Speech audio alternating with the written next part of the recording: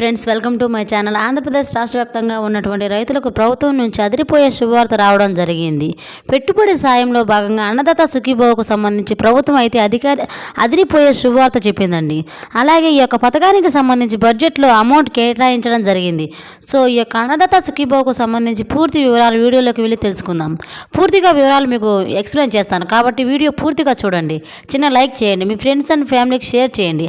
అలాగే మన వీడియోను ఫస్ట్ టైం చూస్తున్నట్లయితే సబ్స్క్రైబ్ చేసుకోండి. పక్కనే ఉన్న బెల్ ఐకాన్ పెట్టుకోవడం వల్ల నేను చేసే వీడియో మీకు నోటిఫికేషన్లో వస్తుంది. వివరాల్లోకైతే వెళ్ళిపోదాం. ఆంధ్రప్రదేశ్ ప్రభుత్వం బడ్జెట్ని అసెంబ్లీలో ప్రవేశపెట్టి ముందుగా సాధారణ, ఆ తర్వాత వ్యవసాయ బడ్జెట్ని అసెంబ్లీ ముందు ప్రతిపాదించారు. 2.94 లక్షల కోట్ల బడ్జెట్ని ప్రతిపాదిస్తూ కీలక నిర్ణయాలు ప్రాధాన్యత ఇస్తూ కేటాయింపులు చేశారు. ప్రత్యేకంగా వ్యవసాయ బడ్జెట్ని మంత్రి అచ్చెన్నాయుడు సభలో ప్రవేశపెట్టడం జరిగింది. 43,402 కోట్లను వ్యవసాయ బడ్జెట్ని సభలో ప్రతిపాదిస్తూ రైతులు ఎదురుచూస్తున్న అన్నదాత సుఖీభవపై స్పష్టం అయితే ఇవ్వడం జరిగింది. తమ ప్రభుత్వం వ్యవసాయ రైతులకు ఇచ్చే ప్రాధాన్యతకి వివరించారు.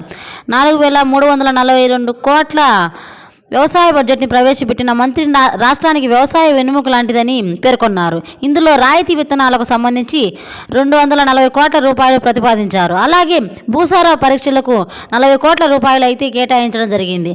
అదేవిధంగా పొలం పిలుస్తుంది పథకానికి 11 కోట్లు ప్రతిపాదించారు. ప్రకృతి వ్యవసాయానికి 423 కోట్ల రూపాయలు, డిజిటల్ వ్యవసాయానికి 43 కోట్ల రూపాయలు, వ్యవసాయ కుత్రీకరణకు 188 కోట్ల రూపాయలు, అలాగే రైతులకు సంబంధించి వడ్డీ లేని రుణాలు 628 కోట్ల రూపాయలు, ఫైనల్గా అన్నదాత సుఖీభవకు ఏకంగా 4,500 కోట్ల రూపాయలు అయితే ప్రభుత్వంకు కేటాయించడం జరిగింది. ఈ నేపథ్యంలోనే రైతులు ఎంతగానో ఎదురు చూస్తున్నటువంటి ఈ అన్నదాత సుఖీభవ నవంబర్ చివరి వారంలో విడుదల చేయాలని సీఎం చంద్రబాబు నాయుడు గారు ఆదేశాలు జారీ చేయడం జరిగింది.